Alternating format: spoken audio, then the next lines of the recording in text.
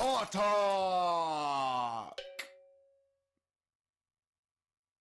Здравствуйте, comrades. Welcome back to This is Spartak! And we are back once again in the Russian Premier Division. We're up against URAL today, or URAL today. And yeah, that's all well and good. But look at this. Look what happened. We play URAL, Ural, like the Ural Mountains, I think.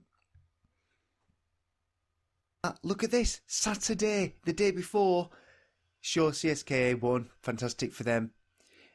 But look at this. Zenit lost 4-0. Zenit didn't just lose. They lost 4-0. They didn't score any goals. They conceded 4. But who against? Against Tom Tomsk. No, it's not somebody called Tom Tomsk. It's a football side. A newly promoted side into the Russian Premier Division, and Zenit go and lose 4-0 against them. Wow. It does, of course, mean that with the game in hand, we are 2 points clear in top spot. If we can beat Ural today, we go 5 points ahead of Zenit at least. CSK with also a game in hand. So, yeah. Our affiliate or reserve side isn't doing very well in the Russian Division 1. They sit rock bottom, actually. That's an issue. I mean, it's not an issue for the purposes of this challenge to win the Premier Division with Spartak Moscow, but it's sad. So I've basically given or made available some of our players that perhaps our backup players to give them a helping hand, maybe to give them what they need to at least stay in that Russian First Division. It would be awful to see them go down into, I mean, I've not even loaded up the Second Division. I don't even know if I can. So this is a side that we're going to be pitching up against Ural today. In 4 days' time, we go to Italy to beat Inter Milan. So we don't want to be playing everybody, I suppose, that we might want to play in that match. You see the likes there of Glushakov. He's not playing. Kombarov also being rested. Felipe Mattioni being rested. Mauricio being rested. Even Berbatov being rested also. But I didn't want to take Zelouise off because, I mean, he's been scoring goals. We need to score goals in this match also. But I thought we'll play a kind of a rotated side for this match. We usually do have a look at Ural at the opposing side, so I apologise. Their manager is Vadim Skripchenko. He's a 40-year-old Belarusian, and he's a decent manager. You see there, his level of discipline and motivating, his tactical knowledge, could be better, his tactical knowledge, but apart from that, not too bad at all. He's going to be playing a 4-2-3-1 DM wide. It's his first managerial role at a club as a manager. He's an assistant manager a few times for a few different clubs in Russia. But yeah, he's got it all to do. And to be fair to him, he's not had a bad start. I don't think that they'll be happy with the 13th overall, but they're not that far off. You know, a win today, which they won't do, but a win today could see them kind of 9th. So I think that he's doing okay for his first managerial role, I suppose. So their on-form player is Roman Yemelyanov. He's a decent player, good all-rounder, works hard in the centre of the pitch, gets involved. So that's probably why he's been getting those higher ratings there. In terms of their top goal scorer then, they haven't really got one. I mean, they haven't got one.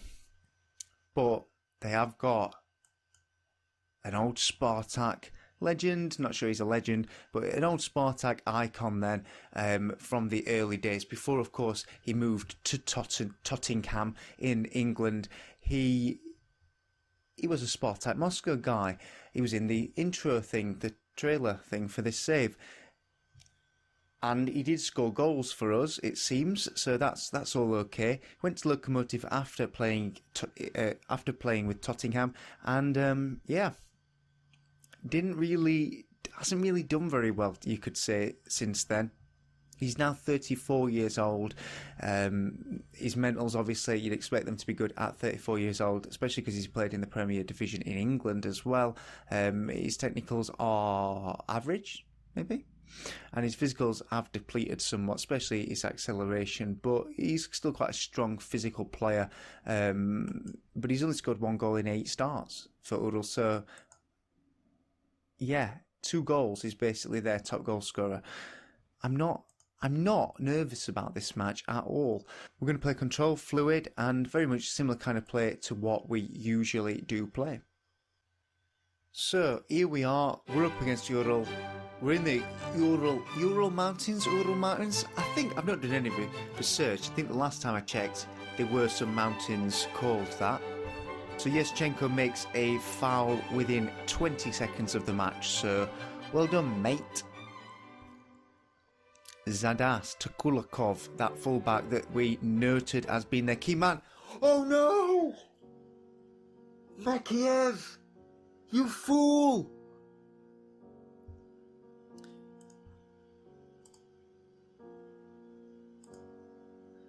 So Kulakov whips it in, but Makiev heads it back in, just outside the 6-yard box to where the action was. Pavlyuchenko gets a goal against his former side, his 3rd goal of the season. We shouldn't, I mean, look at this, 23 minutes gone, we've not had a shot. We've not had a shot on target. Nothing has happened. We've not done anything. What is going on? So even though we've edged possession, we've not had a shot. They're not letting us through. They are playing quite a defensive lineup there with those 2 defensive mids, which we've seen over and over again. It's really difficult for us to try and penetrate that, I suppose. So we're going to try and play wider. Hopefully that'll draw their defensive mids out a bit, create a bit of space in the middle if we do want to use that. So we're going to try and play a little bit wider. We're going to try and utilise the flanks a little bit, clear the ball to the flanks. We're going to try and just utilise that. I think that's the way to go. We have had a shot and it has been on target, which is nice, but the possession game isn't working for us currently, which is quite worrying. We're going to go 1-0 down after 45 minutes. I'm not sure we've been in a position like this yet this season. Worrying. I've got to say, I want to see a better showing. Do we go more route 1 like we did in the last match? Is that the way to play? If we pump the ball into the box with a higher tempo, we pass into space, maybe with we'll play more direct passing. Maybe that's the way to do it. And we'll just let that settle in. I'm thinking we need to take Davidov off probably. I mean, this is the opening highlight for the 2nd half, so great. Yeschenko drills it through Zeloise, doesn't do anything. Don't forget, we aren't playing the likes of Kombarov. We aren't. And it was Makiev's mistake that led to the goal for Pavlyuchenko.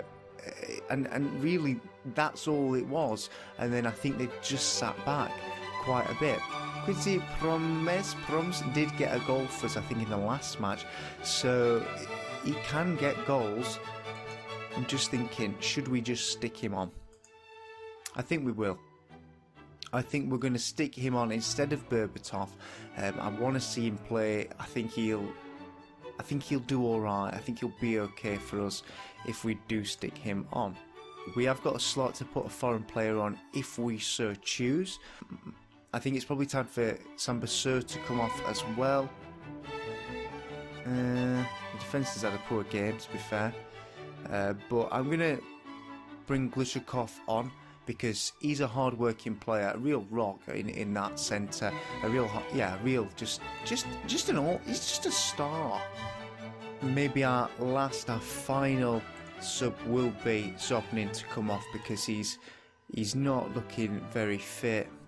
We bring Zelalim on for Zobnin, and we play an advanced playmaker. It might work. Makiev then. Glushakov now picks it up in the centre. Proms loses the ball, and now Ural on the break. Pavlyuchenko loses the ball. Yeschenko runs after it. Come on, Yeschenko finds Promes, who makes the run on the wing. He is a winger, by the way, Promes, so I'm okay with him being there. Finds Zeloise in the centre, and that could have been our equaliser. It's going to be a corner. Hopefully we can make something of it. It's going to be Popov. It doesn't account to much, but he's going to get a second chance to whip it in, which he doesn't do. Don't know if you noticed, I'm really upset right now. But it is time for Russian Word of the Day. Probably the most upsetting Russian Word of the Day there's been so far. I'm not sure we've done a Russian Word of the Day when we've been 1-0 down this far late in the game. But that is it, the Russian Word of the Day. Miet. Miet means honey. Honey, honey, do do do do do do. Honey, because we're up against URAL. They're the bees, they're the bumblebees, I think, based on my very informative research. That's why they were the bee in the beginning, and that's why I've picked this word. Miet, honey. And I love honey, so go get some honey. Stick some honey. What can you have it on? Well, I usually like a little bit of warm water, and then just a teaspoon of honey. Swirl it around like nice warm honey drink. That's what I like. There you go, honey, sticky. Nothing to do with anything to do with football or this match, but still relevant. Come on, lads. That's it. I'm going to aggressively demand more because that's what I feel like doing. Maybe it's my mistake. We have picked it up a little bit. 10 shots, 6 on target. We've had one clear-cut chance, but they I think are just sitting back. Are we going to have our last chance? Zeloise, can we find something from this match? Zelaline to pop off. Oh!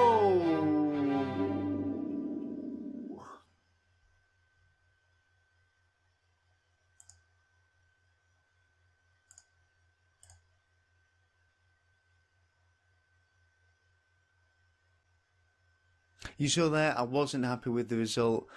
It's our first loss of the season. It was bound to happen. It's been 10 games, 10 Premier Division games without a loss, and I think that's good going. We are, of course, we were the last team standing to be undefeatable. I don't know. I just thought it was going to come against maybe Zenit the second time round or CSKA. I didn't think it was going to come against URAL like that, like it did, with a poor header in from Mekiev, who, by the way, will not be getting any game time anytime soon. Pavlyuchenko to be the one that scores that goal is just... Yep, we can see there. We are still ahead. We are still sitting in first place, which I suppose is all that matters. Goal difference is still pretty good. We didn't lose by it an whole lot. And if we have a look at the stats at the end of the game, we definitely...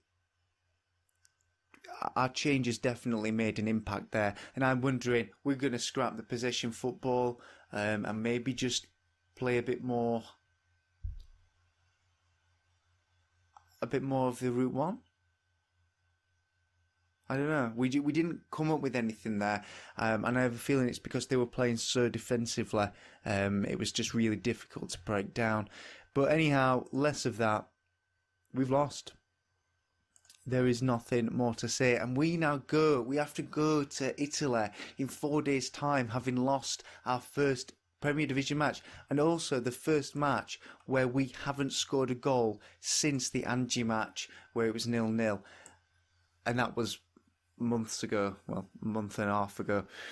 So we've got it all to do, and we're going to be nervous up against Inter now. And if then we can't win against Inter, which may be a possibility or a likelihood, we're going to then have to go and play Rostov, and